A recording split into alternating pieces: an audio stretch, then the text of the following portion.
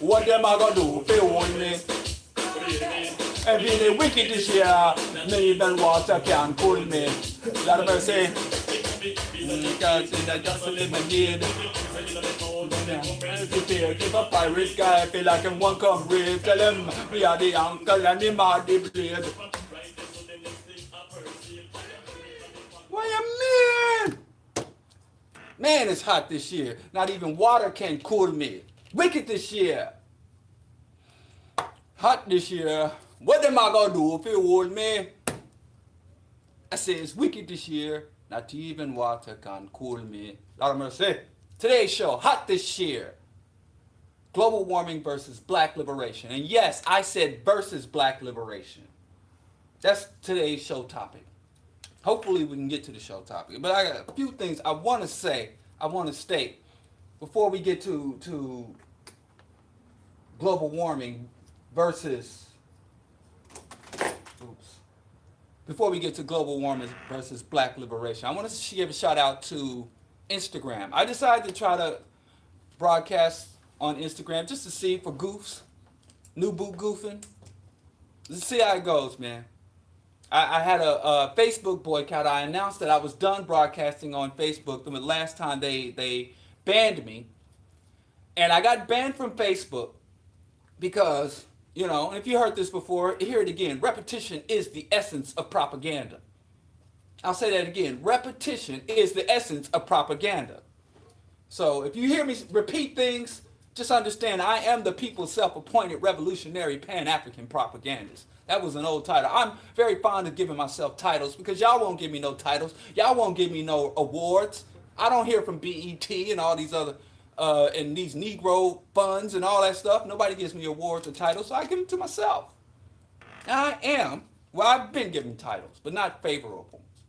You know, the Underground King, no, Black Star, said that I was the Grinch of Pan-Africanism, party pooper. I'm negative, which is fine. You know, you can't have positive without negative in thermodynamics. Beyond that, I am the people's self-appointed propagandist. And I always put self-appointed so I don't, you know, beyond all that. Repetition is the essence of propaganda. So I'll say this again. I was suspended from, the last time I got a 30-day suspension from Facebook. I was talking to this guy. And everyone knows that I don't support the feminist movement. That I stand in principled opposition to the formation and objectives of the feminist movement. Although I do give credence to the analysis of the feminist movement. And so that puts you in kind of a complex position. So basically when I say I'm in opposition to the feminist movement, but I support their analysis. So that means you can properly diagnose a disease, but then you can implement the improper treatment. So let's say you have a child with ADHD or something of that nature. Now I can agree, yes, you know, that was a proper diagnosis. And then you say you want to bombard this child with psychotropic drugs. Now, I don't agree with that treatment. I think that there are better alternatives with non-degrading side effects. So you follow that? So most feminism that I've read has a really good analysis and breakdown of the status quo, of the condition of women, gender oppression, or as I kind of like this term, that Howard Zinn used for white women, calling them the intimately oppressed. But what I don't like about feminists are the proposed solutions. I don't like the proposed solutions that the feminists offer because they are integrationists. And a lot of people who have been oppressed throughout history have sought to integrate into the system that oppresses them. And then you have a rare time where people in an oppressive system seek to destroy and dismantle that system. Because what happens when you live in an oppressive system and that oppressive system decides to integrate one of the outgroups? What they tend to happen is they either increase their repression of other people who are outside, or they put another group into that group. I mean, even Dr. Claude Anderson had to acknowledge with his Powernomics plan that if black people implemented an effective Powernomics plan and elevated within the socioeconomic status in the United States, he understood that someone else would fill our slot. He said it could be immigrants. He could said it could be another minority population, or we could get enough of us to get enough wealth and status within this oppressive capitalist system where poor whites could fill that gap. Or as Dick Gregory put it, somebody got to be the nigger. So if we observe as white women gain more status and stature in the system, other women, women of color, minority poor women had to fill that slot. And as more minority and other women, then overseas, foreign women, mothers in Honduras, mothers in Panama, mothers in Iraq, in Afghanistan, mothers in the Congo had to fill that gap. So whenever someone elevates within an oppressive system, another group has to either descend or groups that are still down there have to intensify the repression. So that's why I don't support. But anyway, I didn't mean to go all that into it, but I digress. The reason I got suspended is because I stand in principal opposition to the agenda and approach of feminism and all integrationist movements. And people that are feminists tend to say, oh, he doesn't like women. But when I say across the board, I don't support any great integrationist movement. I don't support black men elevating and integrating into the system. I don't support the LGBT movement. I don't support the civil rights movement. Because I don't want to integrate black folks. I don't want to integrate women. I don't want to integrate LGBTQAI+. I don't want to integrate anyone into what Dr. King finally called a burning house. I want us to let the house of capitalism, imperialism, Americanism burn to the ground, and then we use the ashes to fertilize a just, equitable system. So anyway, because I take this stance, I get a lot of sexists that think they have common cause with me. I get a lot of misogynists that come to me and like, yeah, these feminists. So a lot of times when I articulate my positions, I got self-identified black feminists coming at me from the left, and I got misogynists and sexists coming at me from the right. But okay, I can handle it. I'm a radical. This is lightweight stuff. This political discourse, debate, and arguments, lightweight stuff. If my ancestors could face lynching for standing up for their ideas, I can face misinformed people coming at me with nonsense on social media and other spaces. But anyway, this guy comes and tells me feminazi. Yeah, these feminazis. And I said, it's really absurd to call feminists Nazis. And I explained to him that how his ideas and his positions on gender roles were more akin to what the Nazis wanted. The Nazis were actually proponents of the barefoot pregnant, that women were breeding stock. They had a Judeo-Christian point of view of what women should be. Hitler believed that women should be submissive incubators for the Aryan race. And he even set up homes for them. And the Nazis. And the Nazis had conservative, traditional family values. And if you look at it, his high-ranking officials, Goebbels and them, you'll notice that a lot of their propaganda images showed them with their wives standing, looking over their shoulder longingly as they held their children on their laps. And the Nazi, and I even shared some historical Nazi propaganda of gender roles for the Nazis that they put out, and they would put these posters all up over Germany and the other territories they controlled. And it would be these Aryan men, broad chest, strong jawed Aryan men out going to work while the women sat home and suckled the little Aryan little Aryan baby. And I said, look at this, and I tried to show it how it compared to conservative values to black misogynist values of what it should be. And these were historical photos. You can some of these Nazi propaganda photos you can find in any history book. you can find in any academic setting. So I said, so actually, feminazi is one of the most politically and historically inaccurate terms. Hitler would hate everything the Nazis stand for.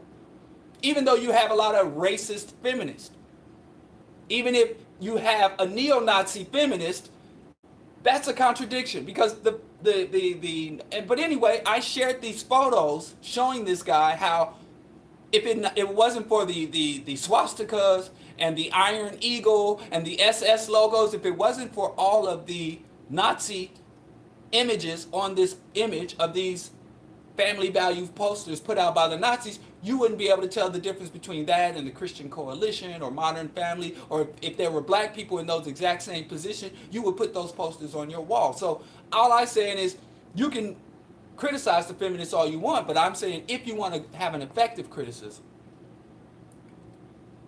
even if you want to mock them, this is the most inaccurate, inconsistent, historically contradictory thing, feminazi. When the feminists had less in common with the Nazis than any sexist misogynist you could ever meet. And yes, Hitler was a hardcore misogynist. He hated women. He hated self.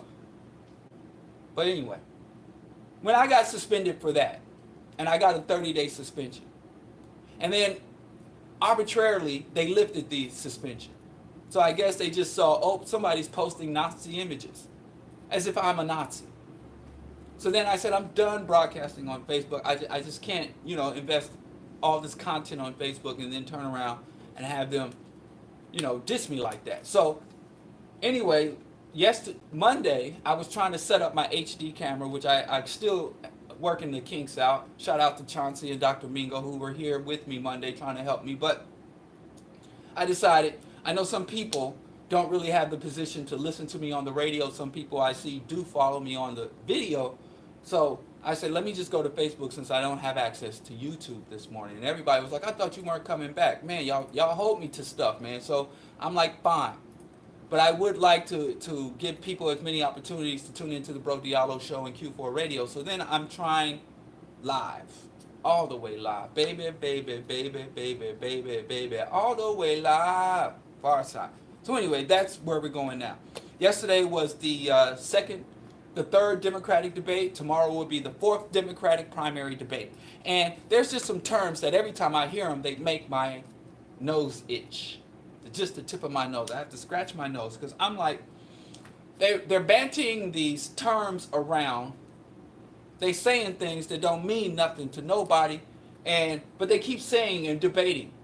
And four political terms that I keep hearing that I think that every time you ask anyone what these terms mean, they'll give you a different answer. And those four political terms are conservative, moderate, and sometimes moderate is interchangeable with centrist, liberal, and then progressive. And the Democrats are breaking their necks, which doesn't take much force because the Democrats have very weak spines, so they're breaking their necks to encase themselves in the progressive label. Now, there aren't progressives. Maybe there's 1.5 progressives in the Democratic primary. Kamala Harris is claiming to be progressive. She's a centrist. Cory Booker is claiming to be progressive. He's a right-leaning moderate or centrist. Hillary Clinton was claiming towards the end when Bernie was putting that fire to her old flabby behind, she was claiming she was progressive when she's a right-wing ultra-conservative, a fascist, in fact. So I just want to give an operational, functional definition of what conservative, moderate/centrist, liberal, and progressive. Now, a conservative is status quo, strictly status quo. Now, Dr. Claude Anderson said a conservative is a racist, and he's absolutely right. But there are black conservatives, and black people can't be racist. So can black people be conservative? Yes. So conservative doesn't mean racist, that you are a racist, or you have the capacity to be a racist. Conservative means that you fully embrace the racist status quo. A conservative seeks, and it's in the word, It's in the word conserve. Conservatives seek to maintain all current power relations, all current social relations, all current political relations. Conservative says things must be sustained as they are. That's basically what conservative is.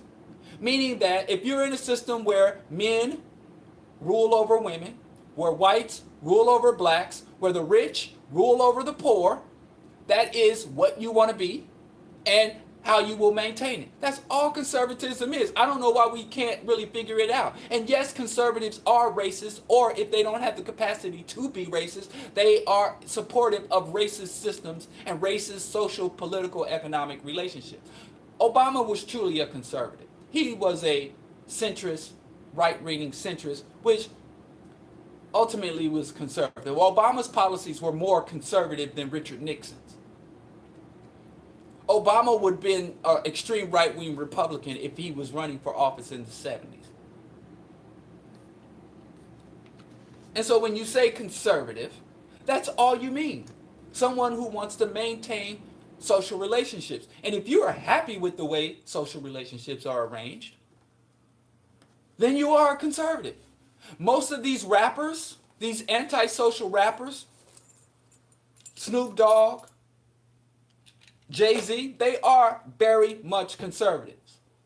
And now they try to mix it up and say, well, you have people who are economic conservatives and social liberals, meaning that I want to keep the money where it is. I don't want to redistribute the wealth, but I want to let transgender people use the bathroom that corresponds with their gender identity. But as the great philosopher said, Mobb Deep, ain't no such things as halfway crooks. If your core value, and from Marx told us, when you're dealing with white folks, Marx was very, very keen and honest in his observation of white folks. He said they are materialist people. He said all societies, but only societies he really knew about were white folk societies. So when he says all societies, I'm thinking he's saying all white societies. But Marx said they are materialists. He said the core of civilization, of society, the engine of society is the economy. So if you are economic conservative, it doesn't matter whatever else you think.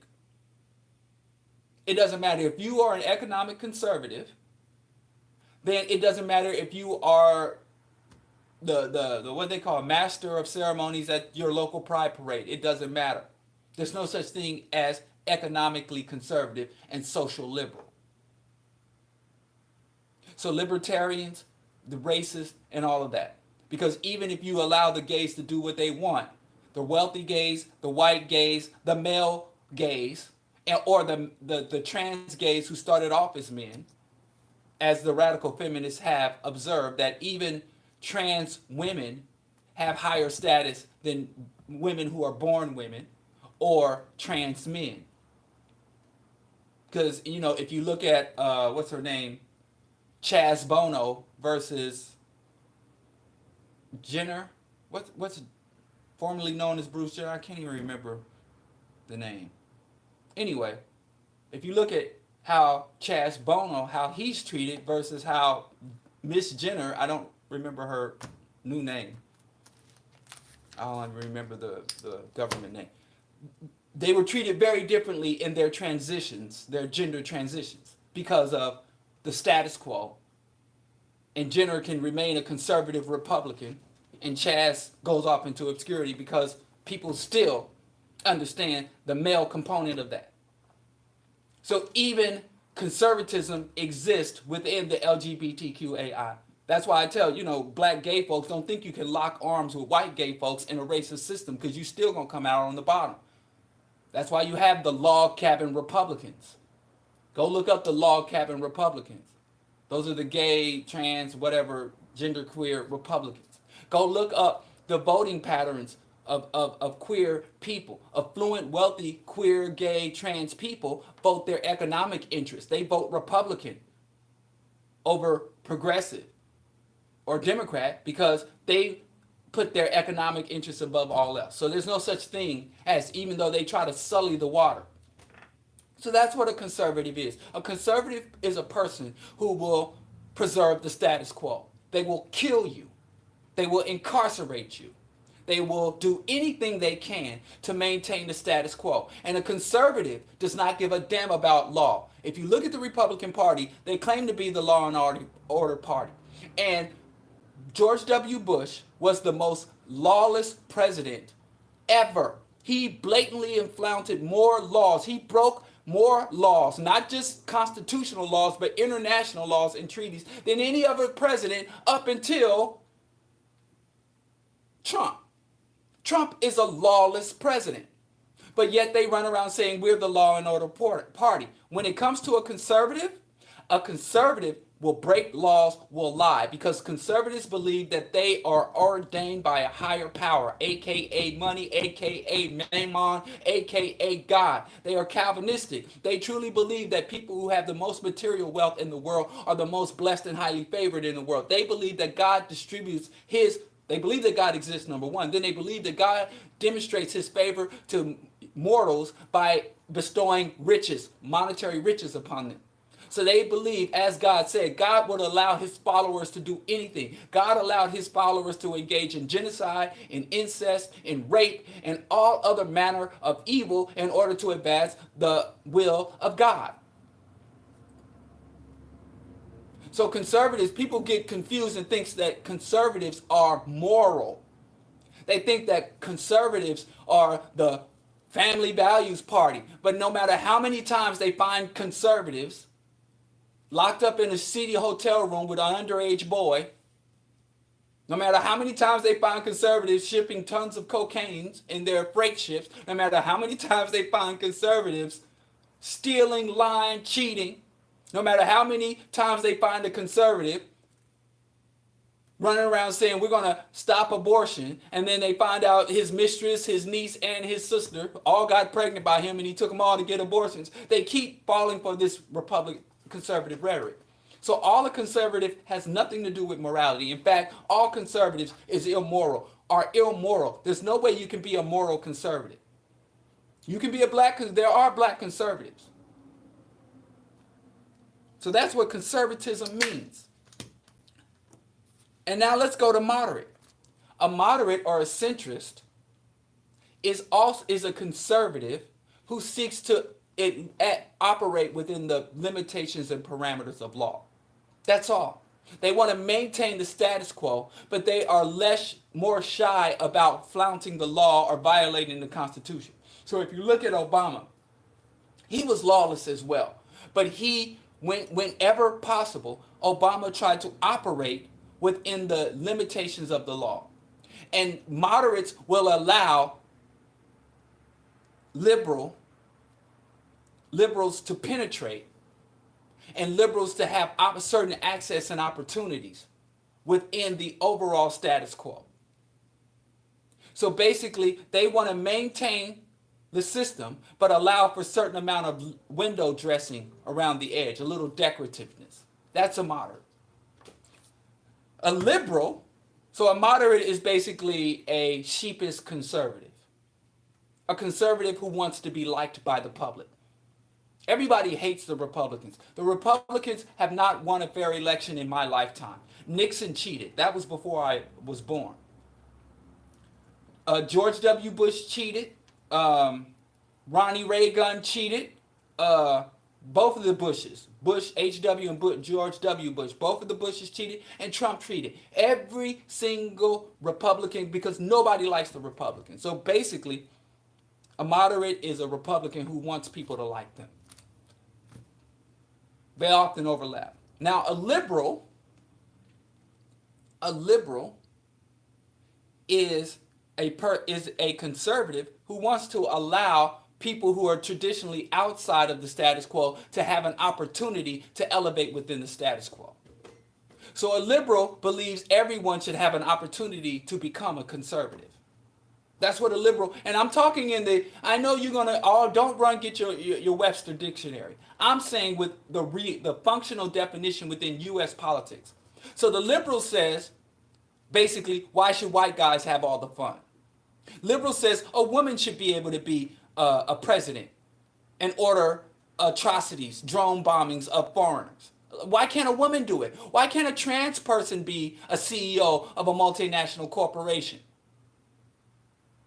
Why can't a black person be the chairman of the Joint Chiefs of Staff? We need more. We need a gay Supreme Court justice. So what a liberal wants to do is allow more people to enter into the status quo and to elevate within the status quo, but that is not changing the status quo. A liberal says we need more black cops. We need more. We need to allow even immigrants to come to the country and allow them to be elevate within the system. That's all a liberal is in U.S. political discourse. And what is a progressive? All these progressives. The progressive is basically a person who not only wants to do all the things that the liberal wants to do, they want to expand the status quo. Not change it, not transform it, but allow more people to benefit from the status quo. So you'll notice the progressive says America is a very rich nation. There is no reason why we have people who don't have health care in America. There's no reason why we have homelessness in America. There's no reason why we can't give every child an excellent education in America. America is the wealthiest nation in the world. Why can't we take care of our people and all Americans? So basically, they want to widen the status quo, not change it, but expand it. They never say how and why America is the richest nation in the world. They never talk about all of the theft that America engages in and imperialism. So people like Bernie will get up and say single payer health care. I want to abolish student debt. Great things. I want Medicaid for all. You might even get them to say, oh, prison reform. They might even say reparations. But one thing I haven't heard one so-called progressive say, the military. We have to not only defund the military, we have to shut down all foreign military bases. We have to come on board with all international justice and law treaties. We have to give back the resources. Hell, we got to give the land back to the natives. So all of these titles are basically rearranging furniture. Now, Bernie, being a social democrat, is basically an idiot. What social democrat is, they are progressive. But what a social democratic ideology is that you can bring about socialism through the democratic process. Meaning that they believe that you can vote the capitalist out of power. And that you can legislate the capitalist out of power. And you can construct public policies that will protect the people and the ecosystem from the capitalist. They believe that through democratic, lawful means, you can subvert capitalism and bring about socialism. That's what democratic socialists mean.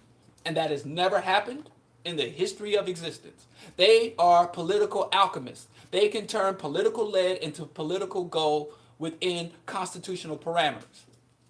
And bless their heart, they're either very naive or great manipulators. But I think most democratic socialists are just self-deluded. So that's it. So when you say you're a conservative or you're a moderate or a centrist or you're a liberal or you're a progressive, that's who and what you are. Now, what am I? I don't fit on this spectrum. I'm the next step down from that. I'm a radical. Because all of those people work within what is called the status quo, the way things are. I am a radical. I don't want to expand capitalism or expand America to include everybody. I don't want to keep the circle small, but give everyone an opportunity, a fair opportunity to enter into the status quo. I don't seek to lawfully protect the interest or to sustain the status quo, and I don't want to be a conservative who will do all by any means necessary, a radical person. Because conservatives are radicals too. So you can say I'm a revolutionary radical. And a revolutionary radical says by any means necessary we need to tear down the status quo. And a conservative is, by any means necessary, we need to preserve the status quo. And a moderate says, or a centrist says, by means available to us lawfully, we can conserve the status quo. So I'm just sick of hearing these terms without anybody, and I'm saying these terms are not just based on the dictionary definitions, they're based on the political history. What happens in U.S. politics? What does it mean? When someone says a conservative, what do they do?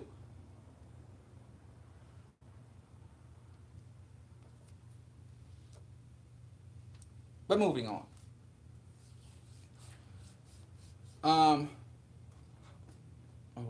What do we have? Oh, let's get to the topic, because time gets a little limited, and I don't want time uh uh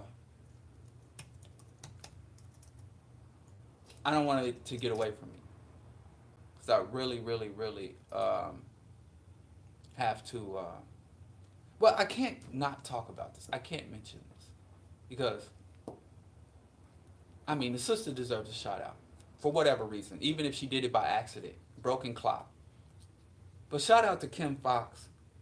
Chicago incarceration rates have dropped by 20%, along with violent crime rates.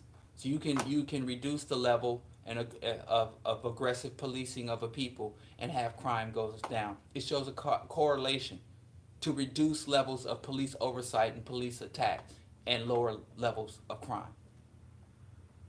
So shout out to Kim Fox, even though they're trying to aggressively use this Jussie Smollett BS to kick her out of office. But incarceration rates have dropped nearly 20% under Kim Fox, and I hope that continues. But at the same time, we've got some good news like that coming out of Chicago. The federal government has decided to, since 2013 or 2006, to re-implement the death penalty. Now, if you are listening to the Bro Diallo show or you follow me across the social media you'll know that I am a staunch opponent of the death penalty. I don't support the death penalty for any crime under any circumstances. And it kind of disturbs me because as I read other people across social media, or if I'm just interacting with people in the public casually, I hear a lot of black people, when they hear about something, they are quick to say, yeah, they need to string him up. Oh, set him on fire. Kill him, kill him, kill him. And sometimes it's for very horrendous crimes. An adult man rapes and murders a child. Oh, they need to kill him. Don't even have a trial. Just string him up. Murder, cut his throat. They need to put him in the chair, put him in the gas chamber. But sometimes it's not even for that. I hear people calling for death because they just, I don't know, the guy's a fan of the opposite team. Black people are real casual with that death penalty talk. And I know it's just casual talk, but I'm starting to see also more and more black people supporting the death penalty. And who's that one guy, that one internet celeb? Are you dumb? Are you dumb? That's that one guy that does perfectly, the comedian, the king of Caribbean comedy. One of his characters always say, are you dumb? And here's why I support the death penalty. It's not because I think no crime or no act is so horrendous that retribution could call for ending someone's life. It's not because I'm a pacifist. It's not because I believe, like the Pope, every life is sacred. It's none of that. I don't believe life is sacred.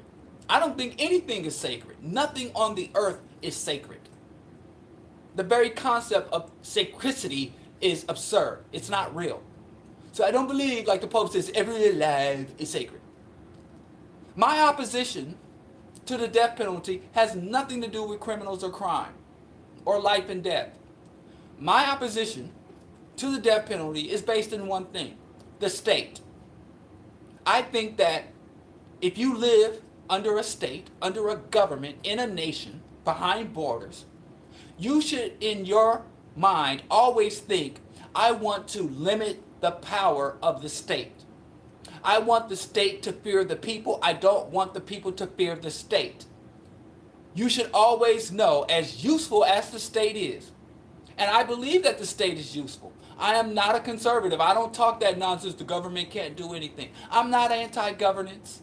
I'm not anti-state at this juncture.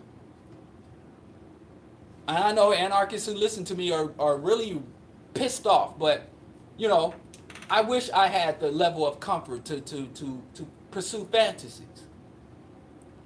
But one thing about the state is like anything else, any other tool, any other instrument, you have to be careful with it, because every tool, whether it's a hammer or a gun, can do as much destruction as it can do help or aid and support.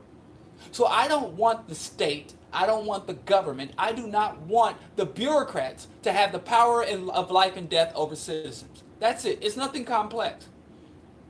Even if some citizens commit acts that makes them worthy of death, I don't want to give the state that authority over anyone under any circumstances, because you know that the state is cancerous, inherently cancerous. It always seeks to expand its power, expand its reach, expand its borders.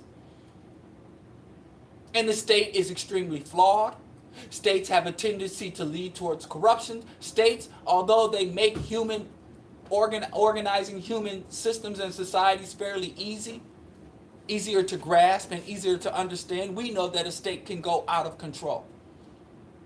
And one of the things you can do to guarantee that your state will start to exercise repressive power over the citizens is allow it to hold power of life and death over the citizens. Now, we allow the state to detain citizens.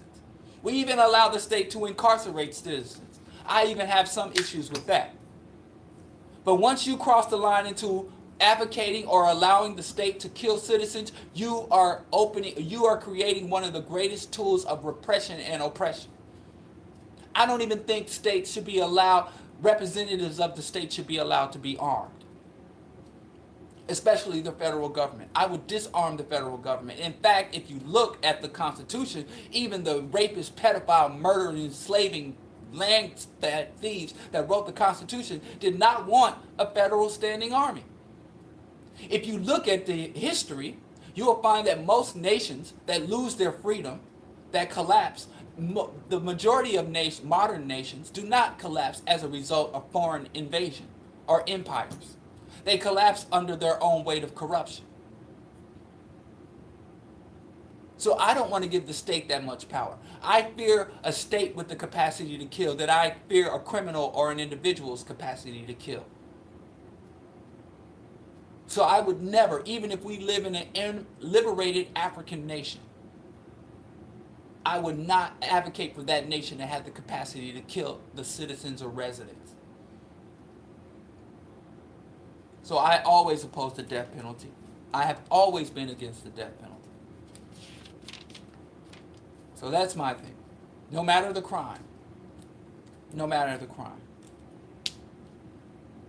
And if you support the death penalty, and you can think you're not protecting citizens, because, I mean, the stats are there. Nations, because now the death penalty outside of the federal government is a state-by-state thing.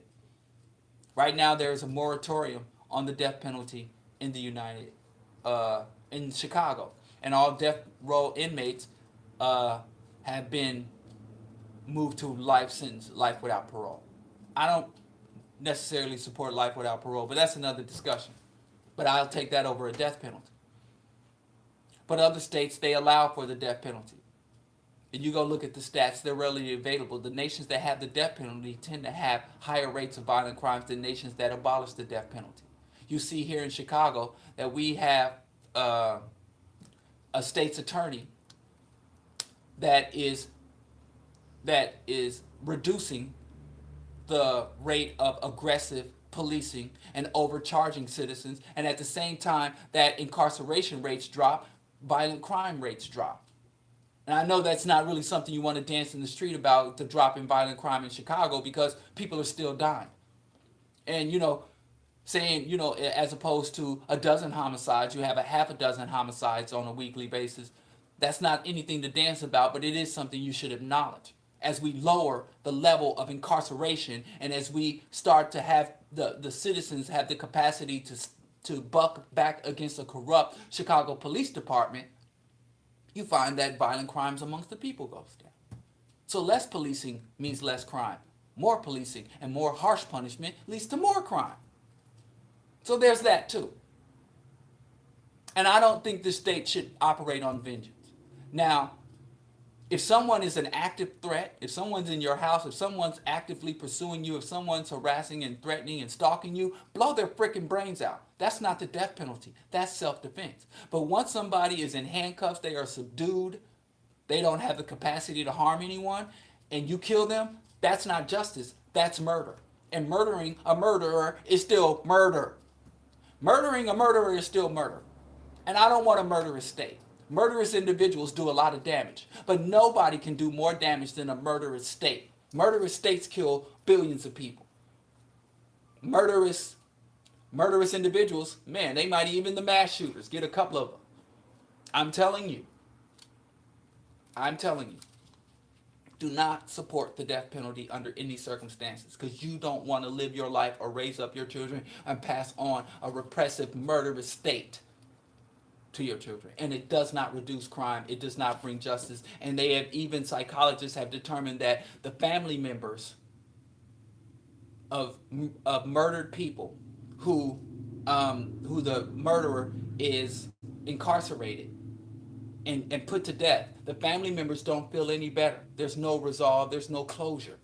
But you do have some bloodthirsty people like kill him. I remember in the 9/11 documentary, the father of one of the young men who died in 9/11 said, I want to see the bodies piled up. He said he wanted the United States military to go overseas and kill innocent people and pile their bodies up as high as the towers were. I want to see the bodies piled up.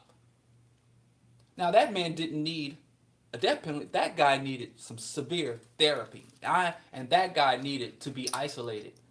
And his access to other people should be limited and monitored. But we focus on the wrong thing. But I proceed on. This is Q4 Radio, AM 1680 in the city of Chirac, state of Illinois. You can also hear Bro Diallo's show every Monday, Wednesday, and Friday, 7 a.m. to 9 a.m. Central Standard Time on Q4.org, the Q4 Radio website. You can download the TuneIn app or the iTunes Radio. We out here. You can also find me on Diallo Kenyatta YouTube. But if you go to Diallo Kenyatta YouTube, and today for the first time, my maiden voyage, I'm also on Instagram because I'm breaking up with Facebook. You can also find me on Instagram just today. I don't know if I'm going to be doing that every day, but I'm doing it for now. And, of course, Diallo Kenyatta YouTube. And you can find all shows archived at DialloKenyatta.com. You can also become Now, I appreciate my passive listeners. Let me tell you something about me and my principalities, my mentality, principalities, and ideologies. I feel an obligation. If somebody takes their time to listen to me, I feel an obligation to give you something worth listening to. I feel, and sometimes I can't even get to sleep, even though I got to get up at 5:30, usually 5:45. Snooze button is my friend. That's my mistress. Y'all want to see me like that Layla Roach woman? Y'all see me out kissing my snooze button in the streets. Like me and her husband can go on double dates with our mistresses. He can go with that Eddie Murphy's ex-wife. I'll show up at the date with my snooze. I love my snooze button. And if my wife get in between that, she can go. So anyway, not 5:30, but it's set for 5:30. I'm usually up at 5:45, around about.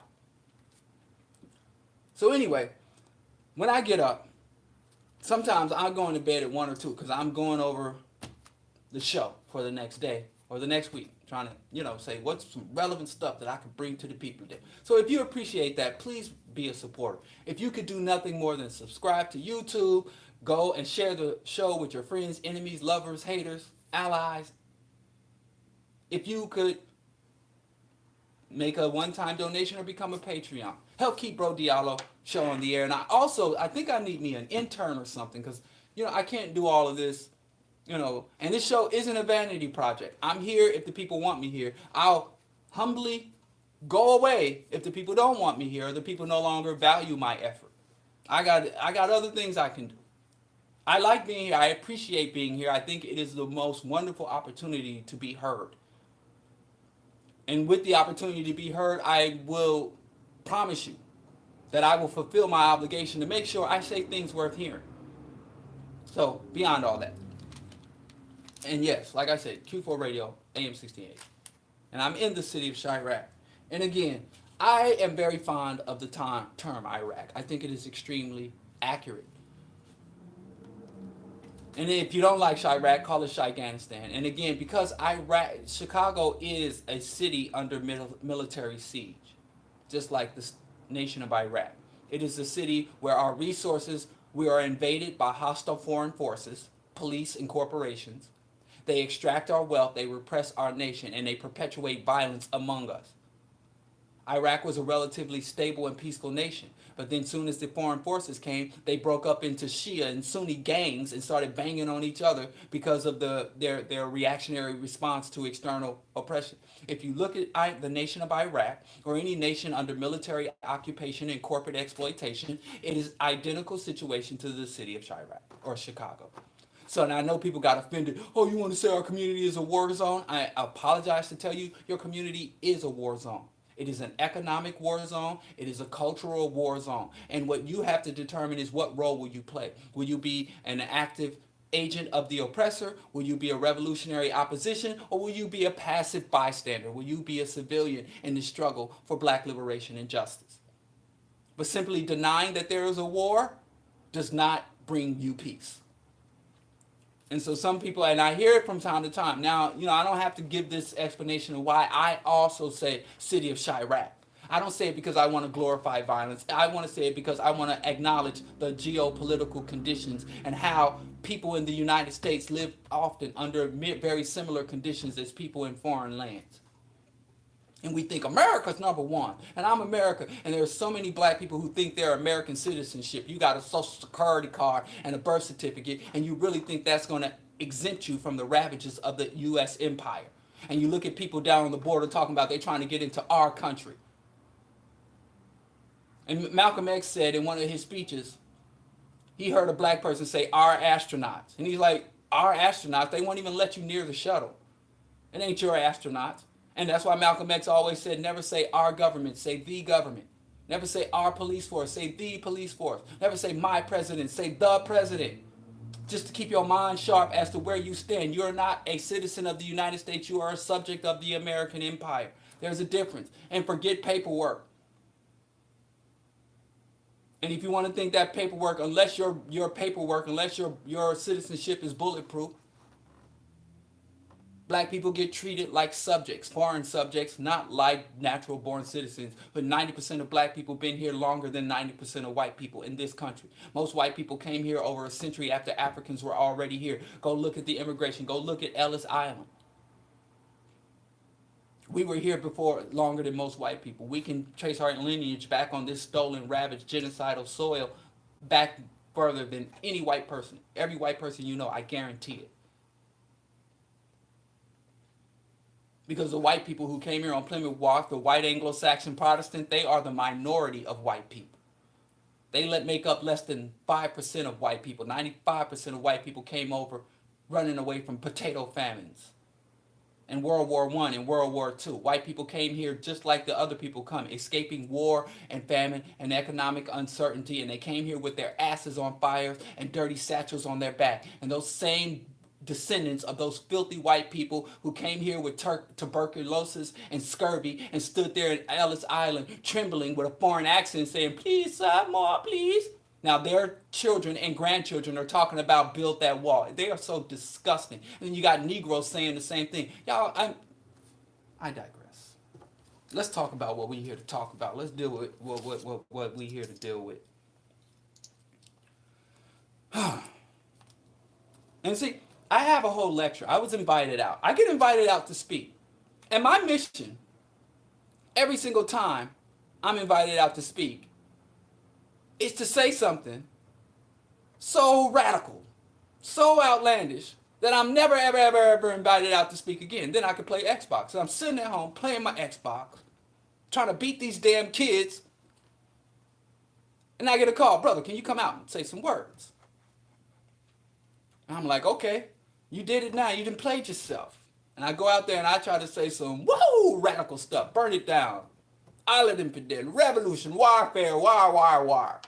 But then I get called back. But anyway, I got called out to speak at the Racial Justice Conference, Racial Justice in Action.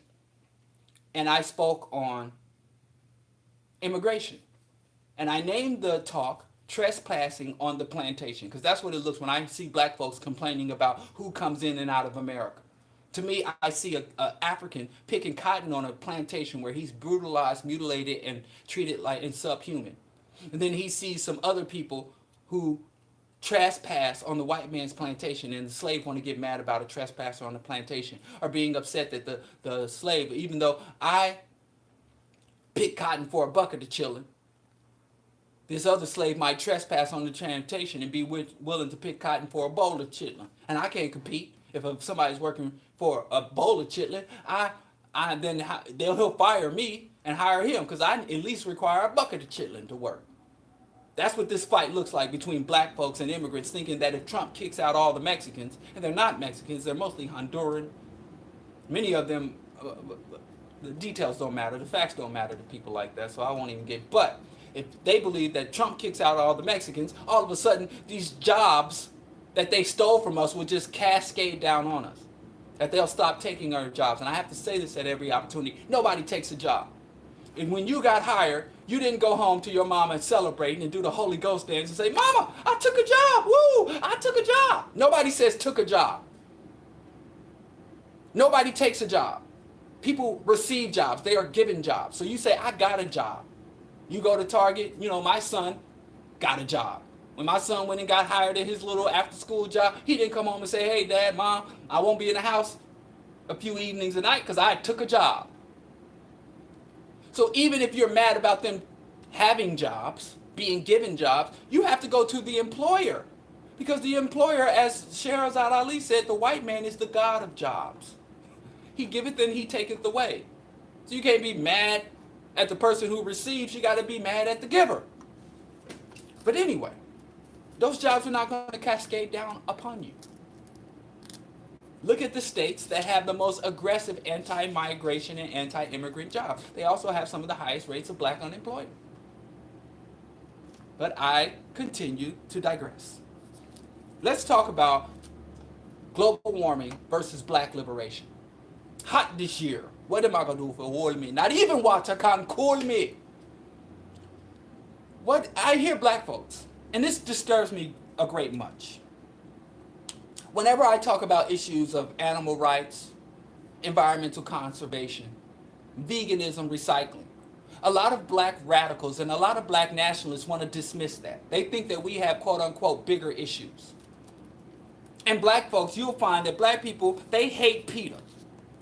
Go, and if you think black folks don't hate PETA, just go to PETA website and post any link for PETA, or just say, hey, PETA's in town. And watch the vitriol, how much black folks hate PETA. Black people hate PETA more than they hate the Ku Klux Klan.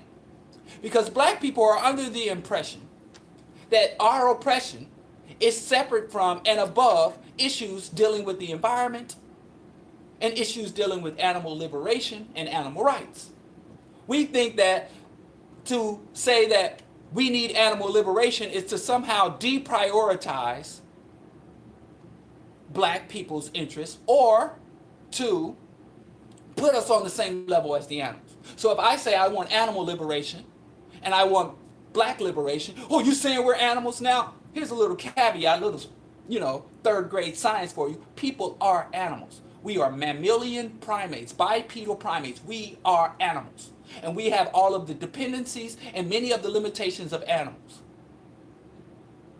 In any environment that is detrimental to animals is detrimental to humans, because we are animals. So we think, as you see, the 6th grade extinction, but that's another thing. People get mad. I had a brother tell me he wasn't even a human, let alone an animal, that he was a man. Cousin Eric, I'm still trying to work that out. I lost some brain cells from just reading that sentence. But he's family. You can't pick your family. What am I going to do? What am I going to do? I'm going to keep working on him. I'm going to keep praying on him. Shout out to Eric. He's still, we go way back, too far back. Need to come forward a little bit, Eric. He don't have a radio show, so I can talk crap about him on the air. He can't. What you gonna do, Eric? Oh, he might call in. Anyway, yeah, you can call in if you are interested in the topic. People be calling in way from left field. Let me give the number because people say I don't give the number enough, and I did open the phones. The phone number to call Bro Diallo live on the air is 312-985-7834. Please, we are under FCC rules. I don't know why people call in here and cuss. Please don't cuss when you call the Bro Diallo show. This is not a podcast. This is not just broadcast over the internet. We are broadcast over the AM radio wave, so we are under FCC limitations. Please don't cuss if you call in. Act like your grandma's listening. 312-985-7834. But I continue. So black people, I think, and black organizations are very weak on environmental issues. And global warming is the number one issue threat facing black folks. It's the number one. No, global warming is more important than racism. Global warming is more important than imperialism. Global warming is more important than reparations. Global warming is the number one issue, the number one threat to African people, and to all people, and to all living things, and all living systems. And I think it is tragic that there are so many social justice organizations, so many black nationalists, pro-black militant organizations, so many conscious black people that give no weight, no energy, and no interest to issues related to sustainability, carbon sequestration, and alternative energy and animal rights. For many years, I was a member of the National Black United Front. And it took me years. They eventually came around saying we need some type of green initiative. We need some type of sustainable platform. Come on, y'all. Every time I've been a member of a few organizations. Every time I joined a black organization and I start to advocate, I'm like, what is our position on animal rights? And they're like, oh, you want a Free Willy. That used to be the thing back in the 90s. There was this movie called Free Willy. And it was about a little white boy who fell in love with a killer whale that was in like a killer whale ocean world theme park. And his whole mission was to get that whale out of the theme park and into the ocean. And it was a very popular movie. Everybody knew about this movie back in the 90s called Free Willy. And black folks would always joke about how white people are so keen on Free Willy. And Free Willy came out at the height of the mass incarceration. Bill Clinton, omnibus crime bill. When under the Clinton administration, black incarceration almost doubled in the United States. And we was watching white folks go free some random killer whale. And the whale was an actual killer. He had killer in his name. And we saw innocent black folks going to jail when they was freeing killer whales. So black people began resentment. And around the same time, the animal rights movement, the animal liberation struggle, Earth Liberation Front, and we saw all these white people. Literally, I'm not joking, I saw this one time. There was this direct action movement, which I support. There was a direct action movement, direct action for animals. You can look them up. And they said, we're no longer trying to lobby or protest. We're going to go out here and save animals. And they had one protest where if you've ever been on the interstate, you will see that there's these huge truckers that have pigs and cows and driving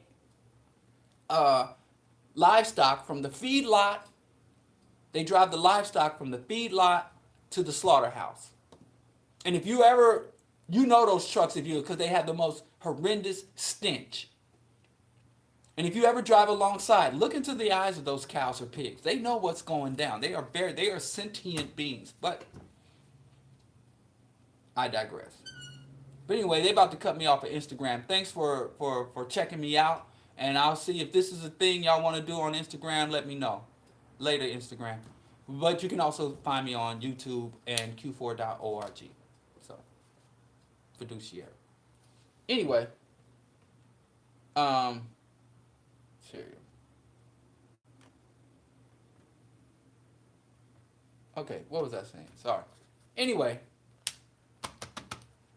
they would do this. And so Direct Action for Animals had a brilliant idea. They were going to go out and stop the trucks because they couldn't get access to the slaughterhouse and they couldn't get access to the feedlots. So they thought that the animal industry was vulnerable in the two point A and point B in between because the feedlots had a lot of security and fences, plus it was private property. And the same thing for the slaughterhouse. So they just like, if we could stop the trucks from getting the animals to the slaughterhouse, and generally the trucks drive on interstate, they drive on public property. So we have a certain legal defense. So they were going to literally go out and lay down in front of these trucks and stop these trucks from transporting human animals to the slaughterhouse. And so they were doing it. And they were literally holding up all this traffic in protest. And they were saying, stop, this truck shall not pass. And there was this one lane where the cars could get around and get around the animal truck while the police and the protesters and the truck driver of the slaughter truck, I think it was full of pigs, hundreds of pigs in the back of this truck. And they were like, we're not going to let this truck pass. And they laid down under the tires and they got in and they locked arms and stopped. And then there was only, and so the police, because of the protest, reduced the highway to one lane. And they were letting civilian cars pass and regular cars and other trucks that weren't carrying. And one of the cars that the Direct Action for Animal people allowed pass was a big-ass prison bus with bars on the side, full of black boys being transported from jail to prison or from court to prison. Either it was already a sentenced person that had a court date or something, but there was a busload full of human beings in the same type of cages as the animals. And the Direct Action people saw no contradiction in that. And I saw this with my own eyes, and I'm looking at this like, wow. And if I was over there interacting with those white folks, I would have probably pointed that out to them. Shouldn't you probably have a couple of you smelly liberals, a couple of you white folks with dreads, shouldn't y'all go across and block that lane too? So I understand black people have had an aversion since our first coming to this country. And you know, some of the most racist presidents in this country, some of the most racist presidents in this country have been some of the most pro-environment. Theodore Roosevelt, a racist and a mass murderer.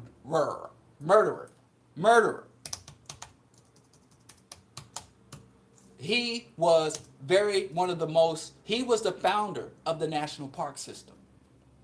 He was a pre-environmentalist. If Theodore Roosevelt was living today, he'd be a hipster. He looks like a hipster. He's got the burly mustache, like, you know, old-timey. I'm sure he smells bad. He smelled horrible. But he was a racist. He went down to Cuba and slaughtered black people. He was part of the real Rough Riders. That's why I always thought that it was really obscene that DMX would run around having black people talking about their Rough Riders and wearing Rough Rider jackets. The Rough Riders were a special Marine unit that went around, literally, its job was to slaughter natives and black people that opposed American imperialism. That's who the Rough Riders were.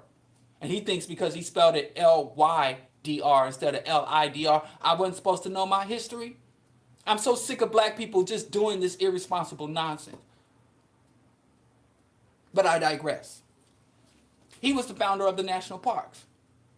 And if you read, there's one book called The Concise Biography of Hitler, but if you read any honest biography of Hitler, Hitler was a hipster. Hitler was a vegan. Hitler did more to preserve the ecosystems and natural beauty of Germany than almost any other Führer or any other chancellor in German history. Hitler was a naturalist. Hitler supported alternative energy sources. He was really big on ethanol fuel. Hitler supported forest preservation. Hitler was an animal lover, and like I said, he was a vegan. And they say that in Hitler's biography, he would hold these elaborate dinner parties. And because he knew that he would sit there and have a vegan meal and watch all of his officers in the Nazi military consume animal flesh, and he would berate them about eating dead carcasses and eating dead flesh, Hitler would have been just fine being a member of PETA. Hitler would have been a member of the Sierra Club. So we have some of the most racist white men in history who were some of the most pro-environment, pro-ecology, even pro-animal people in history. Or had know of racist white people who love their dogs to death. So they have the capacity to have appreciation for animals or the environment. There's even a neo-Nazi organization operating in the United States that is planting trees and trying to reduce carbon output and save the planet for white power. So I'm saying all this to say that even though it really frustrates me and even angers me at times, I fully understand African people rolling their eyes when we hear about global warming, sustainability, green initiatives, let's save the planet. When we hear about people wanting to put money into rescuing farm animals and creating a farm sanctuary where black children, they got a sanctuary for slaughterhouse chickens and a sanctuary for old sick horses, but they don't have a sanctuary for black children anywhere in the United States, where our children have to duck and dodge bullets to go to school. I understand it. I understand the hypocrisy. I understand the contradictions. I understand the frustration that black people have.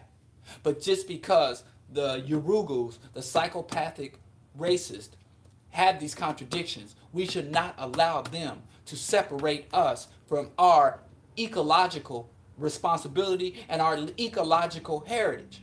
Africans were the original ecologists. If you look, they come to Africa, foreigners came to Africa and said Africans worshiped trees and we worshipped animals because they didn't understand the reverence, because their mythology, their gods told them that they had dominion over the world, that all animals and all land was created for their service and their exploitation. That was not African mythology. African mythology and African philosophy said that African people were part of the ecology, not above the ecology. And so, yeah, they would deify. And you look at the African deities. They were often in the shape of animals or some type of amalgam. A man with an alligator head, a woman with a head of a falcon. And there were trees.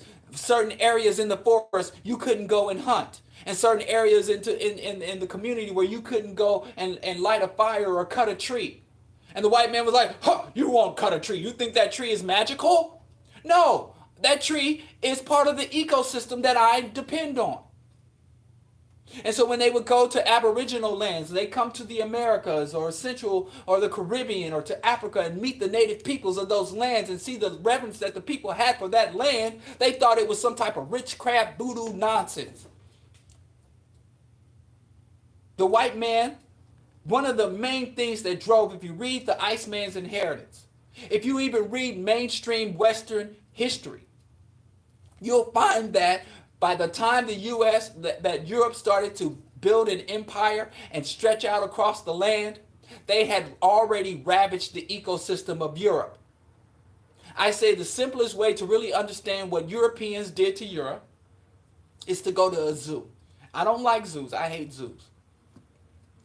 But when you go to a zoo, you look at the zoo map, or don't even go to the zoo, look at the map, and you'll see they'll have animals of South America, animals of Africa, animals of the rainforest, animals of Asia. They have all these magnificent animals from everywhere. But in an American zoo, you never see the animals of Europe. Because the European, John Henry Clark said that the European murdered and slaughtered everything that could not be of immediate use to him. There used to be lions and primates and bears in Europe, and they killed every damn thing. And they try to say, well, things died off in Europe because we had such high rates of industrialization and high rates of civilization, and the animals and the trees need to make way for human progress. But if you go to the mound builders were some of the greatest architects in human history in what is now called the American Southwest, Arizona's, the Nevadas. They have built structures that rival the pyramids of Giza. If you go to the Incan, the Mayans, the Aztecs, the Central South American and Mexican ancient civilization, they had broad metropolis. They were a cosmopolitan people with all sorts of technology, all sorts of technological and architectural marvels, and they did not kill the ecosystem to create their civilization.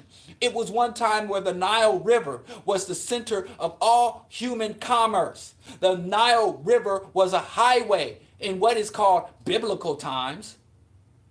During African antiquity, you had the Indus and the Kush and the Ethiopians and the Kemites, aka Egyptians, where they were engaged in what we now call world and global trade, in manufactured products, in agricultural commodities. They had these boats going up, these reed boats going up. It was a freaking highway of commercial exchange, not capitalist commercial exchange, but progressive socialist economics. That was what we would call it. They weren't doing it for profit. It was economics to meet human needs, not economics to amass wealth. Where the wealth was the wealth of the nation, not an individual. And at that same time, the biggest crocs in the world, the Nile crocodile, was able to thrive. Rhinos and lions and elephants and giraffes and all these some of the most diverse plant life. The river was not polluted at this high level of commerce and civilization and development. Same thing with Aboriginal societies. There were many civilizations that were able to advance technologically and geographically in terms of population growth that did not destroy the ecosystems, that did not destroy and drive the local fauna into extinction. So it is a myth that white people are so destructive to the environment because white people are so aggressively into advancement. They're so technologically advanced and that the world must make way for human progress. So that is another myth. And so, as the Europeans' philosophy, and European economics is deeply rooted in the destruction of the world's ecosystem. My point here is that the very life-sustaining capacity of the earth is jeopardized. That no living systems will survive this global warming. That black liberation becomes an irrelevant project. It becomes an absolute waste of our time if we will be liberated on a dead rock. If the ocean continues to acidify, if the soil continues to erode, if the ice caps continue to melt, if carbon continues to concentrate into the atmosphere, it doesn't matter if every African was liberated tomorrow and we all got our reparations, we all repatriated back to Africa, and we all lived as the kings and queens that we believe that our ancestors were. Would be absolutely irrelevant. Every single African should be an environmentalist. If you are a conscious black person, you are an environmentally engaged, environmentally aware black person, or you are not conscious.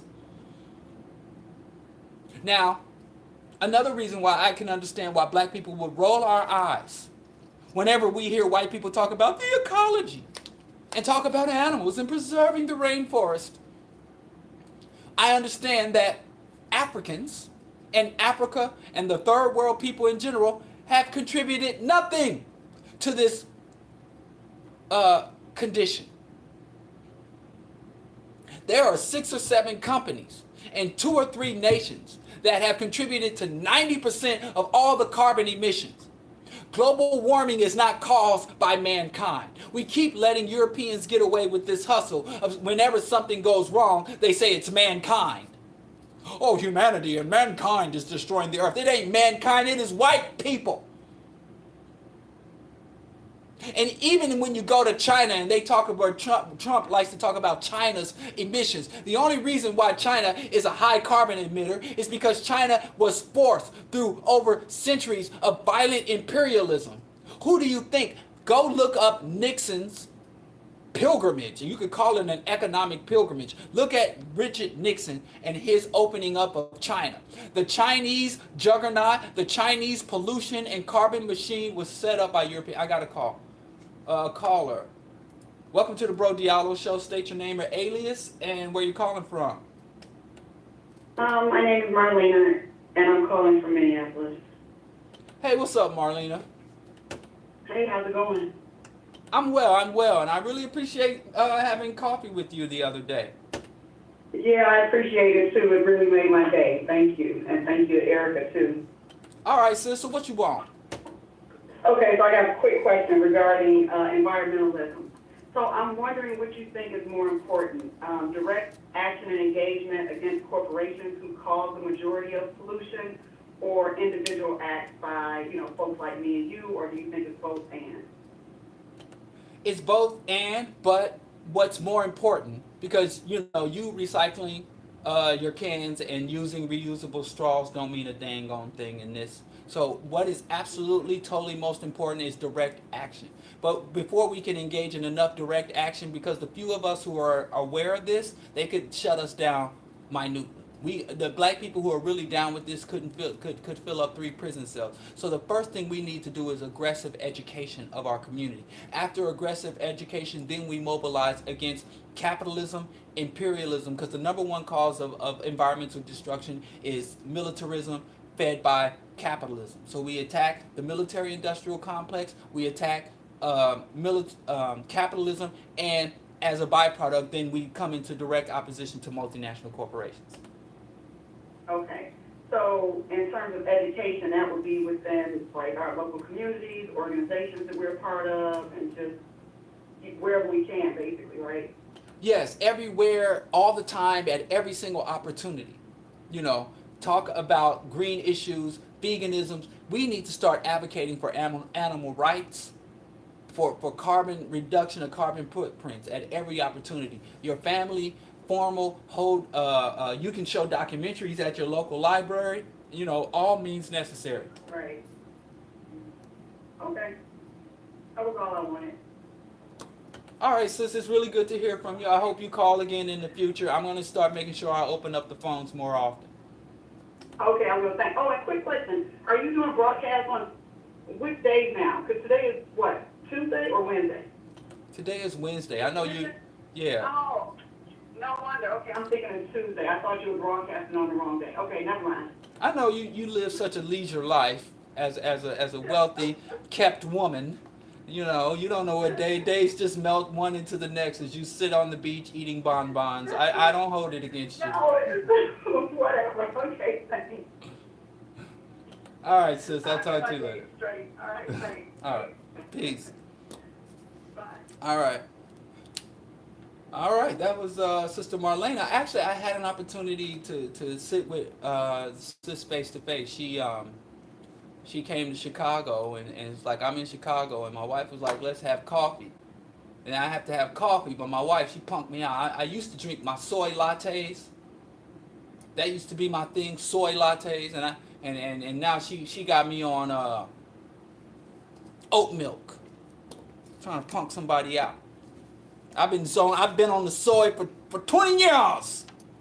I've been on the soy, and I hate this anti-soy propaganda, but y'all really think soy is the worst thing in the world. I've seen people literally with a pork chop hanging out their mouth talking about soy is bad for y'all. But whatever, man. I'm not about to go on my pro-soy rampage. Let's get back to the topic at hand. As I was saying, as I continue to say, African people, I know it's highly understandable why we have a level of resentment and a level of animosity to all of this green talk. And you even have people like, they want to talk about green. The only green that matters is money. But environmental, and here's another thing you can look at throughout history. You can almost find that a nation's the level of reverence they have for ecosystems as animals is almost always aligned with the level of reverence they have for humanity. There's no civilization that has been just to the people that had disregard for ecosystems and animals. Never in history. It's always consistent. There's no way you can treat animals like a commodity and feel that you have dominion over nature and not to begin to treat humans as subhuman. So I'm really not sure why. And in the 60s, during the height of black consciousness and black rebellion, there was a divide. If you go back and look at the old Black Panther tapes, you would see the Black Panthers chowing down on pork and smoking cigarettes and drinking hard liquor. And then you had the other people, the alternative culture, what was called in the 60s the counterculture. So you had some black people that went into politics. Like, Black Panthers, Fred Hampton, and they were like, yeah, we need to arm ourselves for black rebellion, revolution. Then you had the counterculture blacks. Maybe Jimi Hendrix was their Pied Piper. These dudes that would, and they would wear afros like the Panthers, but instead of wearing berets and leather jackets, they would wear like these dashikis and put flowers and silk strings in their afros. And these people would get into everything from Reiki to meditation, burning sage, and all of that.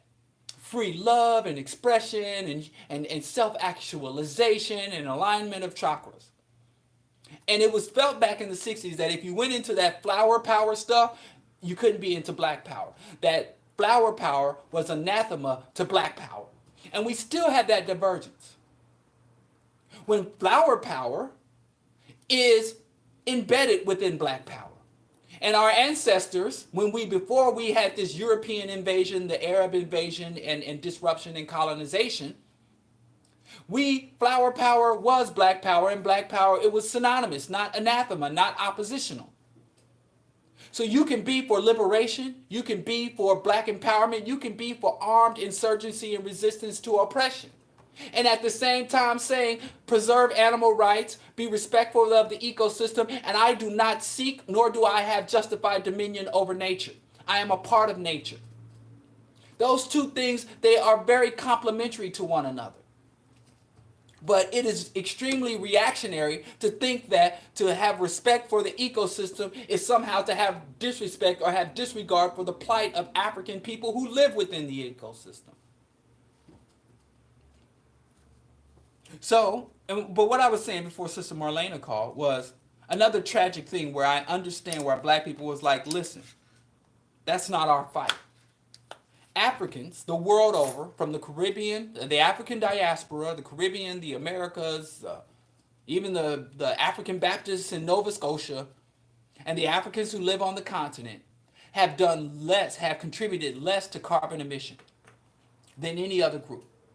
Europe and the European satellite nations, settler colonial nations, all the Western Europe, the United States, Canada, Australia, Russia, and in the last 50 years, China. Those are the nations that are burning the world up, that are killing off the world's ecosystem. Africa, even nations, and India too, to a lesser degree. But when you count India and China, you have to say they're with the Europeans because they rearranged their whole culture, society, and system to fit in with the European economic production and extraction and profit model. So any capitalist nation is a European nation by default, by Marxist analysis. If you got European economics, it's more, I said the only thing more tragic than adopting the religion of your oppressor is adopting the economic system of your oppressor. Because you go from your oppressor dehumanizing to dehumanizing your damn self. And if you look at China and you look at India, and they like to say, oh, look, China and India has all these billionaires and they have all these skyscrapers. And you can't walk a half a block in India or China without stepping over a homeless person. And their children are collapsing in the streets and their lungs are so full of soot and pollution. The average Chinese citizen's body is so full of pollution that their bodies are toxic hazards. If you bury a Chinese person that lives in industrial China, if you bury their body in the soil, you're literally dumping toxic waste because they absorb so much toxins. And that's what happened in the 70s. That's why Nixon, again, another racist who was a green president, Nixon is the one who signed the EPA, Environmental Protection Agency, who created it and created all these environmental protection laws. And we looked around America and say, wow, they're cleaning up pollution. And they had these Superfund sites where the American government and bureaucrats and scientists would go to these polluted sites and say, we're going to clean up and remediate these sites. And America's going to go green. And all they did was pack up all those polluting industries and ship them to China. And the same white men that were profiting when the industries were here are profiting over there. Chinese industry is European industry. Sony. All that is white people are the primary shareholders. But now they get to say, China's polluting. China has higher carbon emission than the United States, which isn't true, not per capita. So African people, we have to work as we work to liberate ourselves, if we work to stop the police from killing us, as we work to secure our just reparations from the people who have wronged us, as we work to decolonize our lands, as we work to give our children the proper education and the proper resources they need to live a better life, we also have to prioritize these things. Number one, reduction of carbon emissions through burning fossil fuels and consuming driving and eating meat. The number one way to reduce the emission of carbon and methane gases, mainly because methane is worse than carbon dioxide, is to reduce as aggressively as possible the production, processing, distribution, and consumption of meat. To adopt a vegan diet, advocate a vegan diet, and fight for the liberation of the animals. Liberating the animals saves ourselves. That's what I try to tell white people. White people are, we have to help minorities. No, you don't have to help minorities. You have to free your damn self. Freeing us freeing ourselves will free you up. So you don't have to have your grandson go overseas and kill some random foreigner for American freedom and democracy. But I digress. Reduction in carbon emissions. By any means, all means necessary. And I do believe that there is value in making personal lifestyle choices. You go to my garage and there's bikes. And we do everything we can to reduce our carbon footprint. But it is more like a meditation. It is more like a psychological exercise. I know that my family being vegan, my family making sure, especially when the weather is permissible, that we ride our bikes, that we walk, that our house, you come to our house, we don't use plastic straws, we have reusable straws. We sort our trash. We bring our own bags to the store and we try to buy products that don't come prepackaged. Being a vegan, it makes it really easy. We can buy our fruits and vegetables without having all this. Sometimes I'll buy something like toothpaste and they got all this packaging. Like my son wanted these video game headphones and it came in like 15 layers of cardboard and plastic. Like, wow. And we just reduce our consumption. We try to consume as little as possible. Like my son said last night, my older son was talking to my younger son. My younger son's been saving his money from his little summer job. And he saved up over $600. And my younger son was like, oh, and he wanted to buy a Nintendo Switch. And my younger son was like, I don't know why you always want to spend your money on things. And because my younger son, he does yard work. My younger son, he gets a little $25 to clean up around the yard and help to clean up, cut grass. So they're both little earners. They're both little cogs in the economy. And so my younger son doesn't understand why my older son won't just go ball out with his little $600. And my son said, I don't like spending money on material things. And so my other son was like, well, what do you spend money on if it's not something? He said, you can spend money on experiences. You know, He's like, I can have a positive experience. I could even, if I buy something and give it to someone else, or I spend the money on a trip to go down to Starved Rock and go on a hike. He said, I can go to a museum or an exhibit or something. He said, I could spend money on experience. I can use my money to help allow me to have these positive, enriching experiences. And I'm like, first I was like, you nerd. But then I'm like, he's a nerd, but I'm proud. I guess I hold some blame for him being such a nerd. But I don't even know how I got into that. It's just I eavesdrop on their conversations a lot. You know, just let them parent each other. Like, yeah, my older son can parent the younger son. Just I can relax more. Anyway, we have to reduce our carbon emissions and then fight within society, even if it means just voting for, like Jay Inslee. We have one candidate in the Democratic primary that has prioritized global warming and climate change over everything else. Said that is the number one issue in the world, not just in the United States. That alone, I'd vote for Jay Inslee. I ain't saying he's going to do it, but that alone. I ain't even saying you got to go out here with because I think that the Earth Liberation Front and Deep Green Resistance, those are two radical organizations that go out and break laws and do all kind of really hardcore stuff. I don't even think, like I said, that's what white people should be doing. They're to blame for this. Like, I tell people this all the time. Black people, we are not to blame for this problem, but we're still responsible for it. We're not to blame for the problem, but we're responsible for the solution. And African people, this is so important. So anyway, reduce carbon. Number two, help support the ecology. Ethiopia planted, day before yesterday, Ethiopia planted 350 million trees in 12 hours. And scientists are saying if humanity plants 1.8 trillion trees, that can offset all carbon emissions for the last decade or more. So planting trees, but at the same time, Ethiopia plants 3.5 million trees. Bolsonaro, the fascist dictator of Brazil, and he's not a president because he only became president because he illegally incarcerated the candidate. The true president of Brazil is in prison while this fascist runs Brazil, the largest black nation outside, and they are slaughtering Africans. They are slaughtering Africans there is a black genocide going on in South America right now. And that's why when you want to tell me about black and brown power, the first thing I say to any brown person, what is your position on racism in Latin America and South America and the Caribbean?